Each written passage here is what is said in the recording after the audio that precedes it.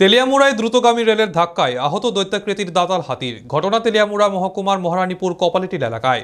হাতিটির প্রাথমিক চিকিৎসা করছে বন দপ্তর।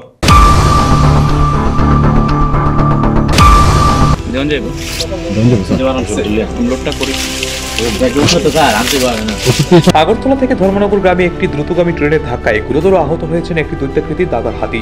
ঘটনাটি ঘটেছে তেলিয়ামুড়া মহকুমার মহারানীপুর কপালিটিল এলাকায়, যেখানে রেলপথ বনাঞ্চলের মধ্য দিয়ে অতিক্রম করেছে। শনিবার রাতে ট্রেনটি তেলিয়ামুড়া রেল স্টেশন অতিক্রম করে আমবাসার দিকে যাওয়ার পথে শালবাগান এলাকায় এই দুর্ঘটনা ঘটে।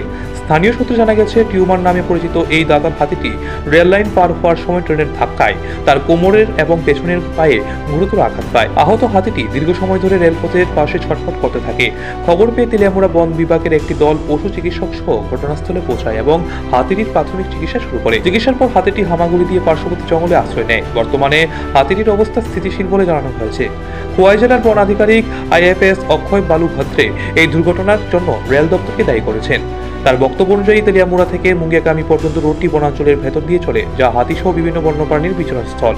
রেলপথের গতি নিয়ন্ত্রণের নির্দেশনা থাকা সত্ত্বেও দ্রুতগতির ট্রেনের কারণেই এই দুর্ঘটনা ঘটেছে। তিনি লোকো পাইলটের গাফিলতির অভিযোগ তুলেছেন। রবিবার সকালে পশু চিকিৎসকদের একটি দল পুনরায় ঘটনাস্থলে পৌঁছে হাতিটির চিকিৎসা চালিয়ে যাচ্ছে। বন বিভাগ আশা প্রকাশ করছে হাতিটি দ্রুত সেরে উঠবে। বনাঞ্চলের ভেতর দিয়ে চলাচলকারী ট্রেনের গতি নিয়ন্ত্রণ ও সতর্কতামূলক ব্যবস্থা নেওয়ার দাবি জানিয়েছেন পরিবেশ প্রেমীরা। এই ঘটনা বন্যপ্রাণী ও আধুনিক যোগাযোগ ব্যবস্থার মধ্যে ভারসাম্য রক্ষার গুরুত্বকে নতুন করে সামনে এনেছে। নিজস্ব প্রতিনিধি রিপোর্ট, এশিয়ান টাইমস।